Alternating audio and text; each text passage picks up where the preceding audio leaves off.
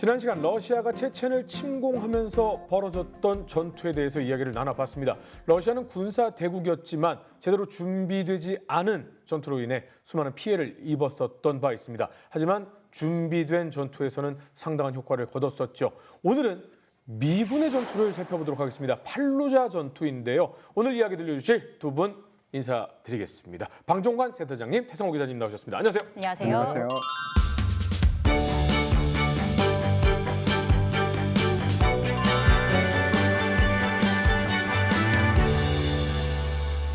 자, 그런데 이라크 분명 많이 들어보셨을 겁니다. 그리고 뭐 팔루자 작전에 대해서도 들어보신 분들 있을 겁니다. 근데 팔루자라는 도시가 어딘지 찍으라면 아마 아무도 못 찍으실 거고요.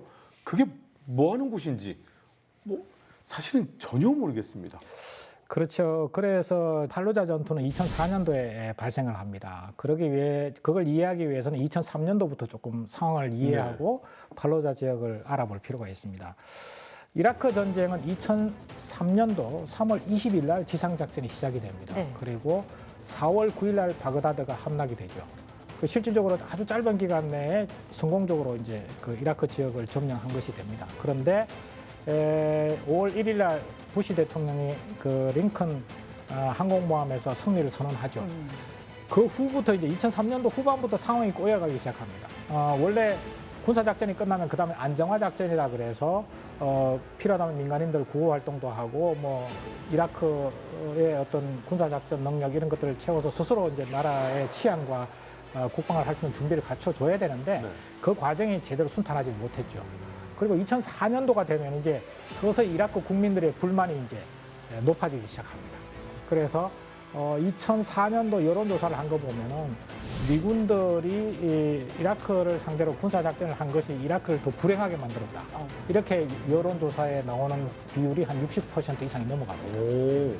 그리고 이라크의 미군 주둔을 반대한다.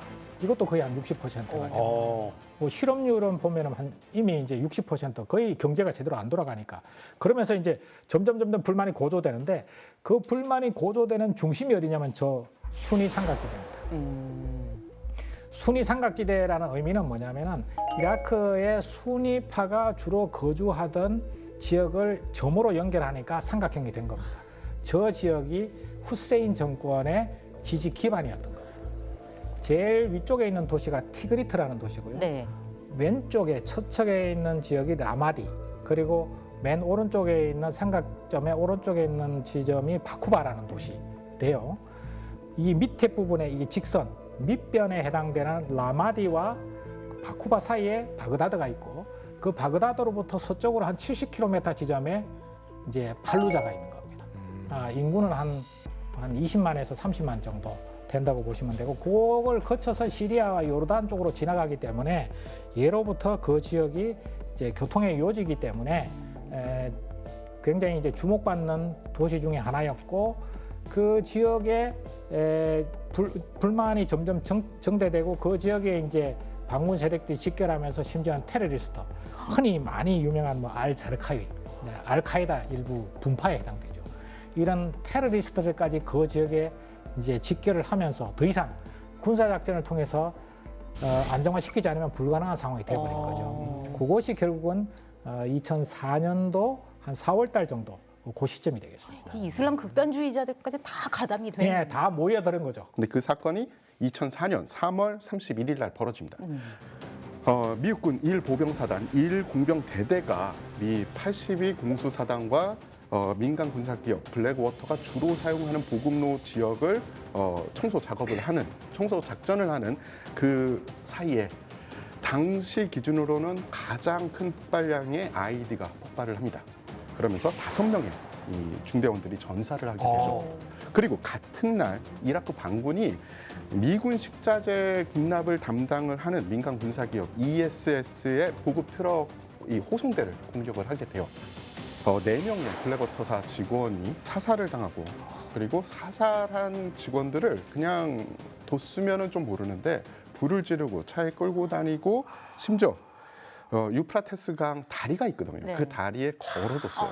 당연히 미국 정부는 안 되겠다. 팔루자 우리가 평정을 해야겠다. 네. 2004년 4월 4일 밤에 미 해병대 제1연대 전투단을 동원을 합니다. 병력이 약 2,000명 정도가 동원이 됐고 네. 이날 공습부터 시작을 해요. 언제나 뭐 도시지역 작전에서는 공습이 먼저 선행이 되는 거죠.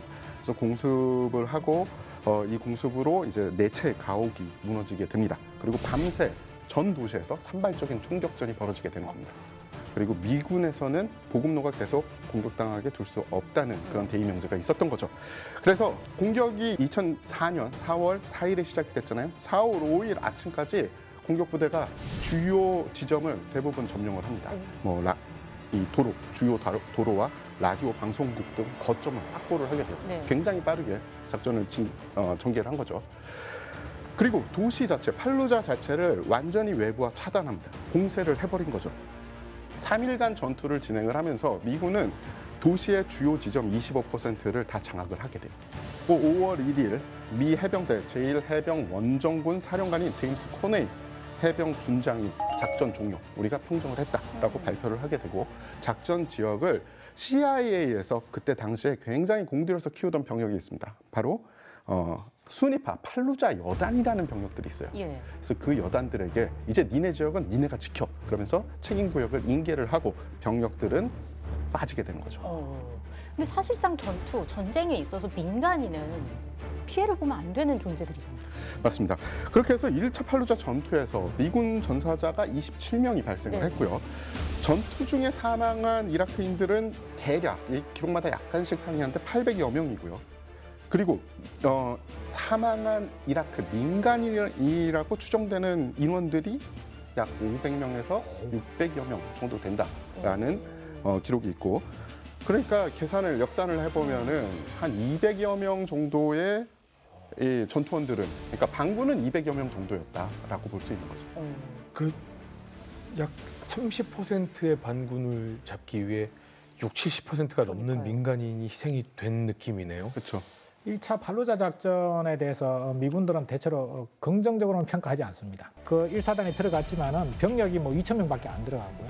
특히 그 당시에 해병 사단장이 뭐라고 했냐면은 그 당시에 3월 달에 해병 사단이 이라크에 도착을 했습니다. 그러니까 준비가 안 된 상태에서 우리가 전면적인 군사 작전을 하는 건 좀 적절하지 않다. 이라크 병력을 활용하는 게 좋겠다. 이제 이렇게 의견을 냈고, 근데 이라크 병력들은 더 준비가 안 돼 있었던 거죠.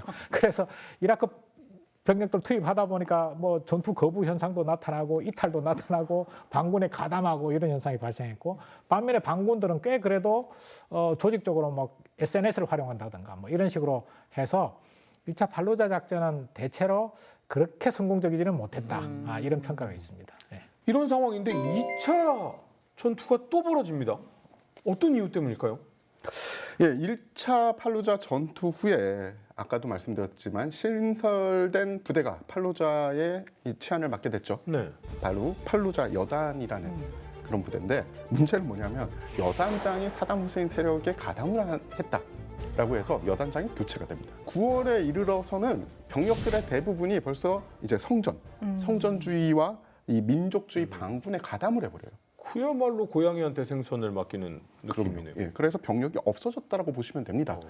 즉 미군이 교육시켜서 미군의 무기로 들려서 니네 땅을 지키라고 했던 병력이 이제부터는 그 배운 지식과 무기를 들고서 미군한테 싸우게 되는 그런 이상한 그림이 그려지게 되는 거죠. 2차 전투가 미군에게는 결코 녹록해 보이진 않습니다.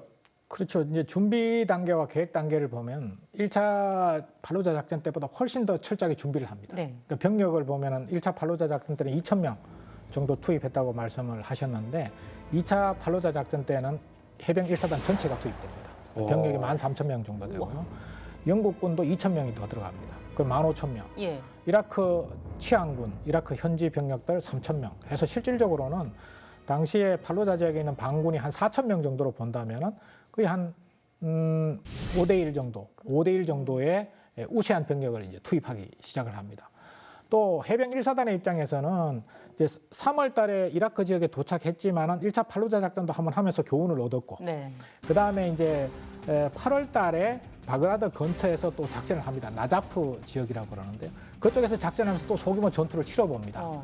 그런 나름대로 이제 어느 정도 한 6개월 정도 하면서 이제 현지에서 교전을 통해서 이제 훈련이 되는 과정이 있었습니다. 그래서 작전 계획을 수립할 때 이제 1차 교훈을 반영해서 어떻게 작전을 수립하느냐 하면은 1차 작전 할 때는 병력이 2,000명밖에 안 되니까 외곽을 이라크 군 보고 이제 포위하라고 그랬습니다. 했더니 그 팔루자를 포위하는데 병력 2,000명에 이라크 현지 병력 한 2,000명 해가지고는 포위가 안 되는 거죠. 덤성덤성 포위가 된 겁니다. 그러니까 이라크 반군들이 그 포위망을 뚫고 왔다 갔다 하면서 이 포위가 제대로 안 된 상태에서 하다 보니까 제대로 작전이 안 됐다는 네. 측면 하나가 있고, 두 번째는 당시에는 이제 남쪽에서부터 북쪽으로 공격해 올라갔습니다. 예, 그렇게 올라가다 보니까 이게 그 이라크 반군들의 어떤 저항이라는 걸 효과적으로 극복이 안 된 거죠.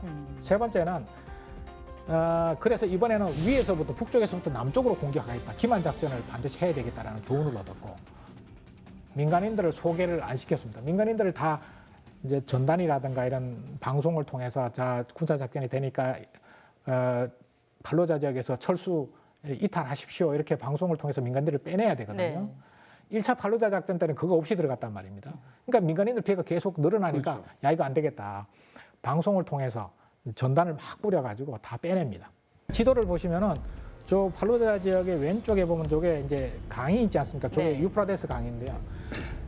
기만 작전을 앞에서 제가 설명드릴 때 1차 작전 때는 남쪽에서 북쪽으로 공격했다 그랬는데 2차 작전은 그렇게 밑에서 또 위로 공격하는 척하면서 사실은 주 공격 부대는 북쪽에 다 배치를 했습니다. 그다음에 또 하나의 기만 작전은 왼쪽에는 유프라데스 강 저 밑에 부분에 병원이 있습니다.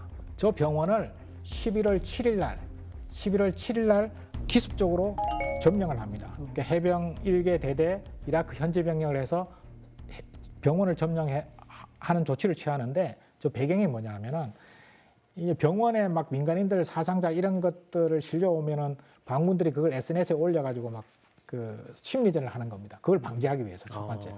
두 번째 유프라데스 강을 딱 저렇게 차단해 버리면은 반군들의 이제 탈출이라든가 이런 작전 반경이 확 줄어들지 않습니까?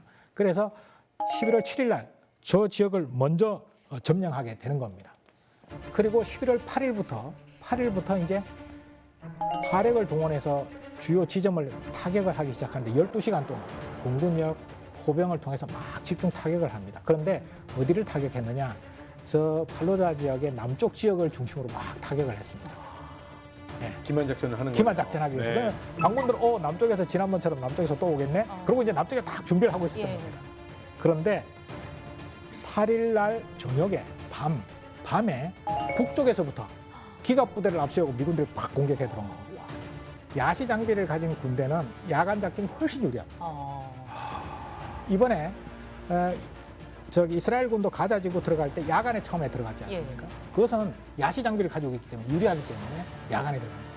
지도를 한번 띄워보시면은 이제 위에서부터 공격을 딱 내려올 때 방법을 어떻게 했냐면 먼저 선두에는 기갑 부대를 보냅니다. 네. 기갑 부대를 보내서 그 선두의 기갑 부대는 작전하는 방법이 뭐냐 하면은 적이 사격을 하면은 대응 사격은 하되 저 보면은 졸란 파크라고 있습니다. 졸란 공원이라고 되어 있는데 저 졸란 파크를 중심으로 해서 깊숙이 최대한 빠른 시간 내에 진출을 시킵니다.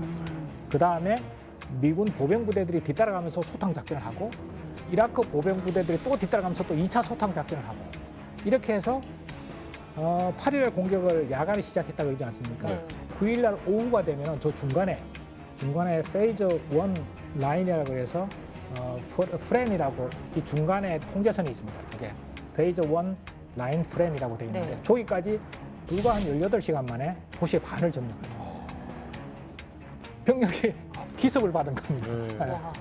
그러고 나서 9일부터 이제 저 지점에서 다시 남쪽으로 공격해 들어가는데 저 때부터는 이제 반군들이 저기에 집중돼 있기 때문에 메인 팔루자 부대가 지금 이제 있는 부대 방어 부대가 있는 곳이잖아요. 그렇죠. 네. 그래서 이제 저 9일부터 공격해서 나흘 정도에 걸쳐서 가가호호 수색하면서 23일 날 남쪽까지 딱 도달합니다. 그게 이제 저기 보면은 페이즈 라인 해놔놓고 제나라고 되어 있습니다. 좀 밑에 부분까지 이렇게 딱 점령합니다. 23일 날. 여기서 한 번 더 저 미 해병대가 이제 저기 실력을 발휘하는 게 뭐냐면 뒤로 돌아. 다시 한번 와. 뒤로 돌아. 해가지고 밑에서부터 다시 이제 이잡듯이 이잡듯이 밟아가면서 다시 올라가. 그렇게 해서 완전히 올라가면서 한번 다시 하니까 결국 이제 반군 세력들이 더 이상 버티지를 못하고 철수를 하게 되죠. 이제 이게 이제 2차 팔로자 작전의 전체적인 모습인데 결과적으로 보면은 이제 미군 전사자는 한 82명 정도 나왔다고. 많이 네. 줄었네요. 반군은 1,500명 사살, 1,500명 포로. 와. 그래서 미군들은 이 2차 팔로자 작전을 베트남 전쟁에서 후에라는 도시 지역에서 작전했던 그 이후에 가장 성공적인 작전이었다. 이렇게 평가하고 있고 와. 그 다음 해 1월 달에 실시되는 이라크 선거 최초의 이제 네. 민주주의 선거에서도 팔로자 작전의 성공적인 그 효과가 미쳐서 성공적인 선거에도 결정적으로 기여했다. 이런 평가를 받고 있는 거죠. 지난 시간에 그로즈니 전투, 이번 시간 팔루자 전투까지 살펴봤는데 전체적으로 우리가 얻을 수 있는 교훈 뭐가 있을지 센터장님께서 말씀해 주시죠. 네. 항상 준비를 저희들은 강조해 왔지 않습니까? 저는 전쟁이든 전투든 결국은 준비가 성패의 70%, 80%를 좌우한다고 봅니다.